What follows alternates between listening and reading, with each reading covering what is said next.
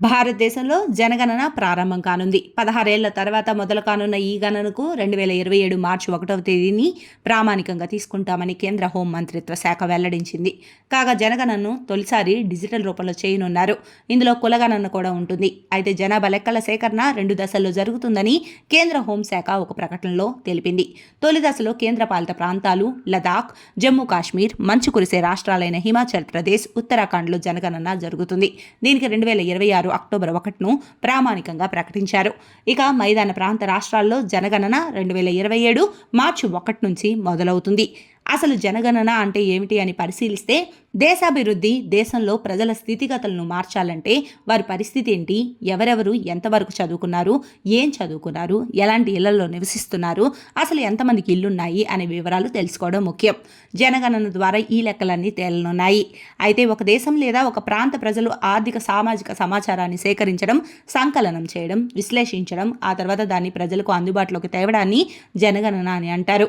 జనగణనలో భాగంగా దేశవ్యాప్తంగా ఉన్న ప్రజల వయసు, లింగం, భాష, మతం, విద్య, వృత్తి, ఎక్కడ నివసిస్తున్నారనే వివరాలు సేకరించనున్నారు.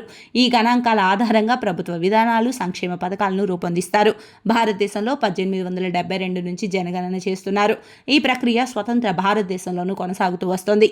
మరి ఈసారి ఎందుకు ఆలస్యమైంది అంటే 1948 జనాభా లెక్కల సేకరణ చట్టంలోని నిబంధనల ప్రకారం జనగణన జరుగుతోంది.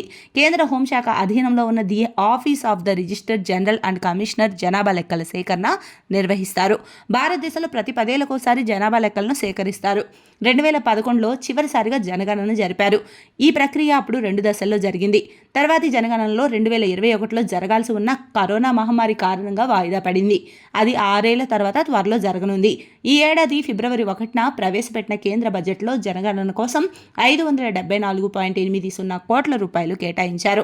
కాగా 2021-22 కేంద్ర బడ్జెట్లో జనాభా లెక్కల సేకరణ కోసం 3,768 కోట్ల రూపాయలు కేటాయించారు. కానీ ఆ దిశగా అడుగులు పడలేదు. బడ్జెట్ కోతల గురించి కేంద్ర హోం మంత్రిత్వ శాఖ సమాచారం వెల్లడించింది. 2021లోనే జనగణన చేపట్టాల్సి ఉంది.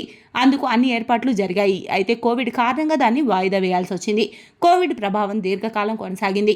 కోవిడ్ సంక్షోభం ముగిశాక జనగణన జరిపిన దేశాల్లో గణన సమాచార నాణ్యత, సమగ్రత విషయంలో సమస్యలను ఎదుర్కొన్నాయి. అందువల్ల జనగణన ప్రక్రియను సత్వరం ప్రారంభించాలని ప్రభుత్వం నిర్ణయించింది. ఆ ప్రక్రియ జనగణనకు ప్రామాణిక తేదీ అయిన 2027 మార్చి 1 కల్లా పూర్తవుతుందని కేంద్ర హోంశాఖ అధికార ప్రతినిధి ఒకరు తెలిపారు.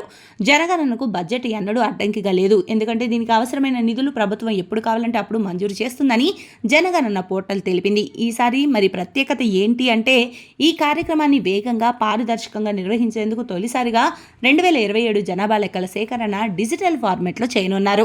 అయితే జనాభా లెక్కల సేకరణలో భాగంగా అడిగే ప్రశ్నలు మాత్రం 1931 నుంచి అడుగుతున్నవే అడుగుతారు. 1951 నుంచి ఇప్పటి వరకు అడగని ఒక ప్రశ్న ఈసారి జనగణనలో అడుగుతారు. అది మీ కులం ఏంటి అని.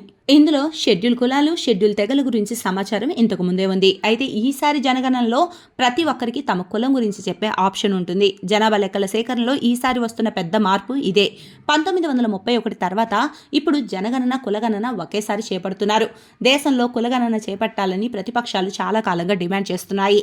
ఈసారి జనగణనతో పాటు కులగణన కూడా కలిపి చేపడతామని కేంద్ర ప్రభుత్వం ఈ ఏడాది ఏప్రిల్లో ప్రకటించింది.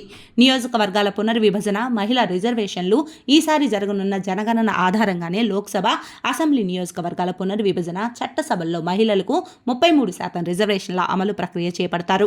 మహిళా రిజర్వేషన్ చట్టం ప్రకారం లోక్సభ, అసెంబ్లీలోని మొత్తం స్థానాల్లో మహిళలకు 33% సీట్లు కేటాయించవలసి ఉంటుంది.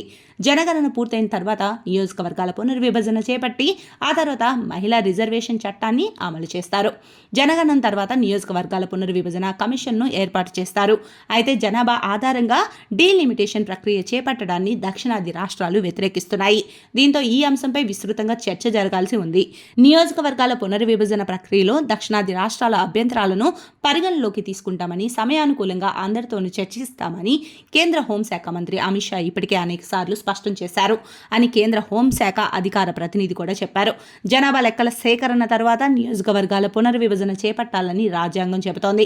1951, 1961, 1971లో ఈ ప్రక్రియను అమలు చేశారు. 1971 జనగణన ప్రకారం 1976లో నియోజకవర్గాల పునర్విభజన చేపట్టినప్పుడు దేశంలో ఉత్తరాది, దక్షిణాది రాష్ట్రాల మధ్య పెద్ద వివాదం చెలరేగింది. దక్షిణ భారతదేశంలో జనాభా నెమ్మదిగా పెరుగుతూ ఉంటే ఉత్తరాది రాష్ట్రాల్లో వేగంగా పెరుగుతోంది. జనాభాను నియంత్రించడం వల్ల డీలిమిటేషన్లో తమకు నష్టం జరుగుతోందని దక్షిణాది రాష్ట్రాలు ఆందోళన చెందుతున్నాయి. ఎందుకంటే లోక్సభ, అసెంబ్లీ స్థానాల సంఖ్యను నిర్ణయించడంలో జనాభా కీలక పాత్ర పోషిస్తోంది. దీని కారణంగా 1976లో నియోజకవర్గాల పునర్విభజన ఆపేశారు.